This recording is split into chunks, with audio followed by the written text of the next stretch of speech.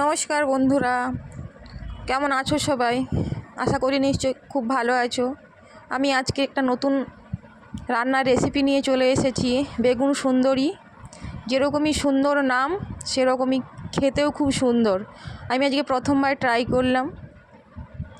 প্রথমে বেগুনগুলোকে ভালো করে ধুয়ে নুন হলুদ মাখিয়ে ধুয়ে নিয়েছি।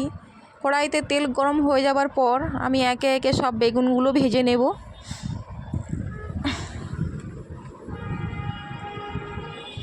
গরম ভাতের সাথে, রুটির সাথে, পরোটার সাথে, খিচুড়ির সাথে অসাধারণ খেতে লাগে।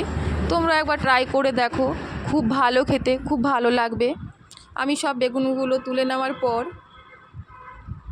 ওই তেলের মধ্যে ফোড়ন দেব গোটা জিরে আর তেজপাতা।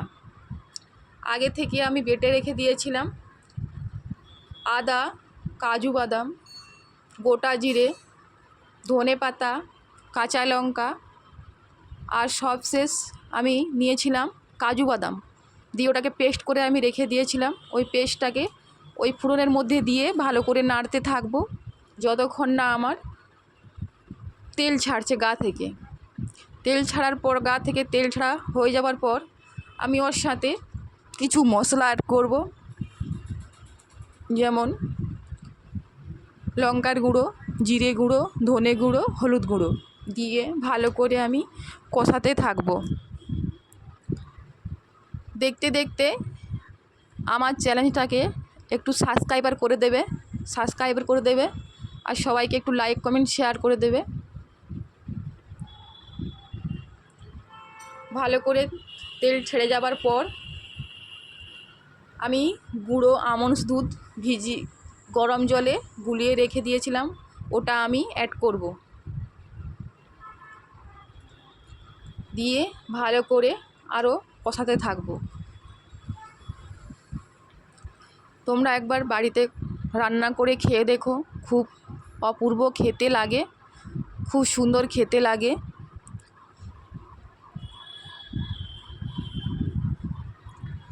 দিয়ে কষানো হওয়ার পর, তেল ছেড়ে যাবার পর আমি ওর সাথে জল অ্যাড করব।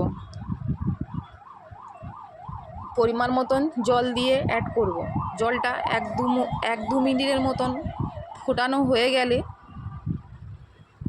আমি একে একে সব বেগুনগুলো দিয়ে দেব।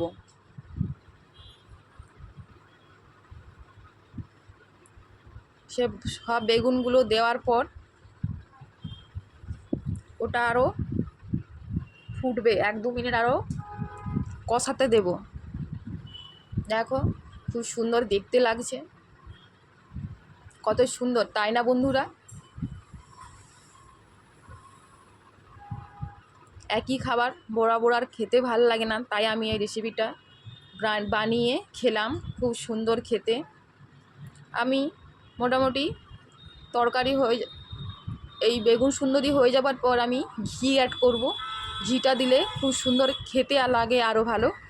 ঘি দেওয়ার পর আমার মোটামুটি রান্না হয়ে গেছে। আমি একটা প্লেটে করে সাজিয়ে নিচ্ছি। সাজিয়ে নেওয়ার পর উপর থেকে আমি পোস্ত দিয়ে দেবো।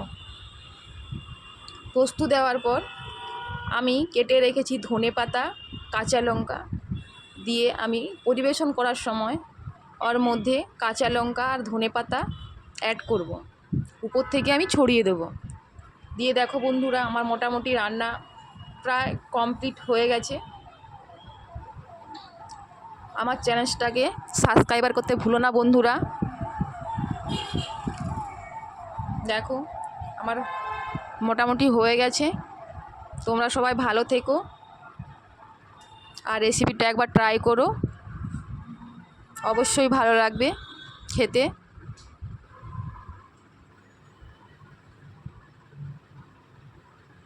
থ্যাংক ইউ বন্ধুরা, নমস্কার।